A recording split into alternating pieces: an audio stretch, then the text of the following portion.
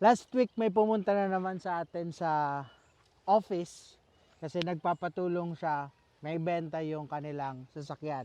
Pero ang ganda ng pinalit ni Sir, so naka MG din siya na sasakyan.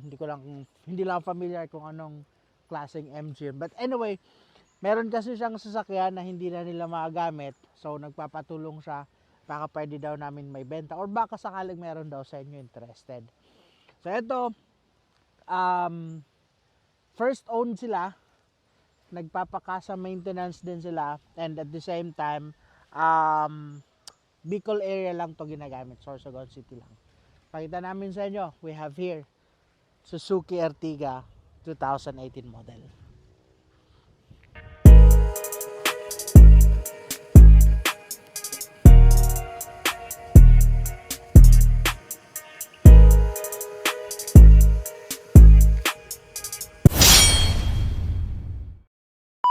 Exterior color nitong Suzuki Ertiga base sa kanyang registration, red. Pero red ba to? red yung nasa registration niya, pero mostly ito yung tinatawag na kulay talong.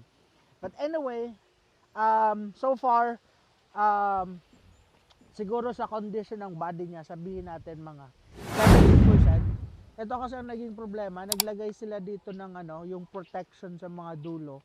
Kaso lang makikita mo nagmarka na siya. Yan no. Kaya na-damage yung kanyang paint. Halos lahat paikot sa body niya.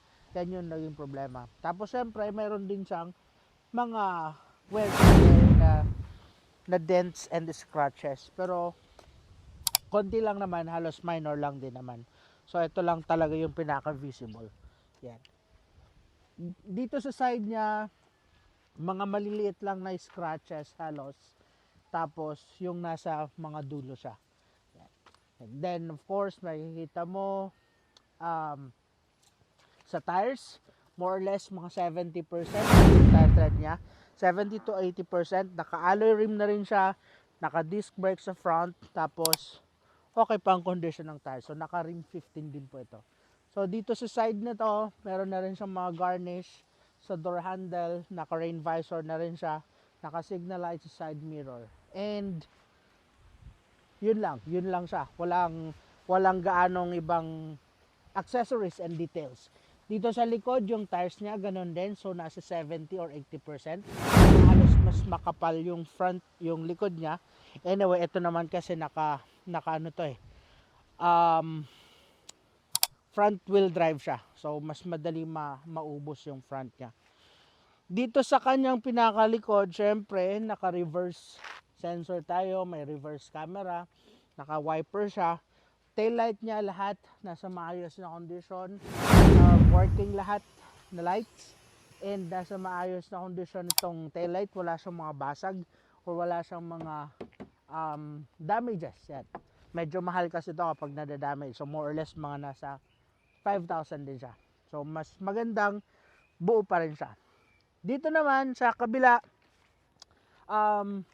basically kailangan lang din talaga nito ng kailangan lang nito ng buffing kasi medyo patay na yung kanyang kulay. So para mas mabuhay siya, para mas gumanda yung kulay niya, kailangan lang nito yung color correction. So mabilis na lang natin yan gawin. Putol ba to? So meron siyang garnish, the same dun sa kabila. Tapos rain visor, so kompleto pa naman siya. Tapos eto by the way, na Suzuki Ertiga, naka 7 seaters po ito. Tapos yan, medyo masikip na nga lang yung third row niya, considering na mas maliit din naman talaga yung kanyang body. But anyway, pasilip natin sa inyo ang interior.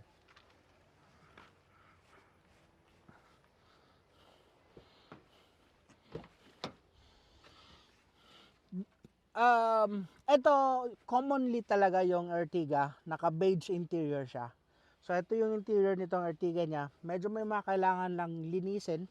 Of course, for detailing din naman ito. If ever makukuha nyo to sa amin, if freebies ko na rin ang detailing nito, ang ito na ceiling niya, ipapalinis natin yan. Yung mga upuan, ipapabaklas natin. Itong Itong steering wheel niya kasi medyo madumi na rin, kita na rin yung dumi, so ipapalinis din natin yan. And of course, yung mga mattings, papatanggal natin siya. So sa mattings niya, lahat naman maayos pa na kondisyon, wala pa naman siyang punit-punit sa mattings niya. Yan, no. So okay pa naman ang kondisyon niya. So mas maganda lang nito, bilhan siguro ng deep dish mattings para mas ma-protect pa yung ilalim niya. Kasi I just don't know kung original pa to or baka aftermarket na lang yung mga mattings niya. Okay? So, naka-automatic transmission, handbrake,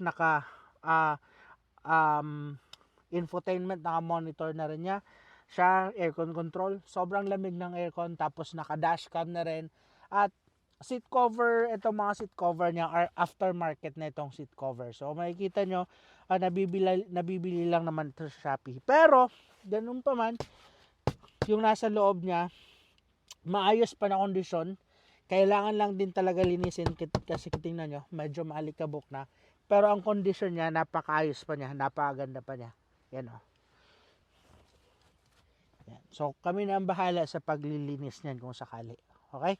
So, dashboard niya, kompleto naman, buong buo ang airbag ng driver, airbag ng passenger, wala yan basag. So, maayos po siya. Okay? Then, dito tayo sa second row. Itong second row niya, so makikita nyo dito, hindi to actually na fold ng ganon para makadaan. Kasi di ba kapag Toyota Avanza or Innova, kapag binaba mo to, automatic mag-fold din siyang ganon para makadaan ka dito. Pero itong Suzuki Ertiga, ganito lang siya. Ini-slide lang siya para may access yung nasa pinakalikod. Okay? So, dito, kasya dito hanggang 3. Kung 4, medyo masikip na rin siya. So, 3 lang talaga yung advisable dito. Tapos dito sa pinakalikod, 2 lang yung pinaka-advisable dyan. Pero for sure, kaya din dyan ng 3. Okay? So, I mean, dito sa 4 ba? Sabi ko dito 3. 3 ang pinaka-advisable dito. Anyway, dito meron pa siyang charging port. Ayan. So, pwede pa makapag-charge. Mattings niya dito sa second row, maayos pa rin naman ang kondisyon. Medyo kailangan lang din linisin. Medyo marami lang silang gamit dito sa loob. Pero syempre, aalisin naman yan if ever, tapos lilinisin natin to. Babaklasin natin to lahat if ever magustuhan nyo yung sasakyan. Okay? Then, of course, naka-dual aircon na rin siya. So, mas maganda kasi pati yung nasa likod nyo, hindi gaano mainitan. Okay? So, power windows, lahat naman niya working sa lahat na windows. Kaya, okay.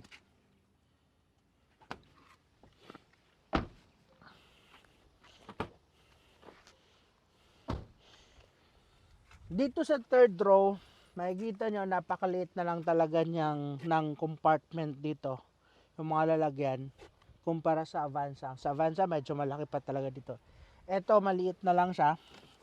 Tapos, yan. Pwede mo rin siya i-fold. So, kung may mga luggages kayo, tapos 5 lang naman kayo, or 4 lang naman kayo magkakasama, pwede nyo siya i-fold para may space ka for your luggages.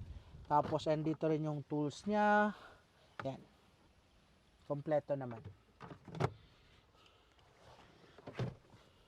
So, medyo madumi lang din talaga yung ceiling niya, pero tayo nang bahala dyan. Okay. Yan. So, medyo malinis-linis din yung engine bay, pero mas lilinisin pa natin yan if ever. Yan. So, makikita nyo rin, all stock pa siya, wala pang ginagalaw, may mga custom markings pa. Ang battery of course napalitan na because 2018 model naman tayo. And yung frame niya nasa maayos na kondisyon. So basically, wala siyang history or indications na nabangga siya or what. Kasi maayos yung frame niya, yan. Buo, wala siyang bangga. Tapos itong mga sa headlight niya, maayos. Yan. Okay? Wait lang ko sir, video ka.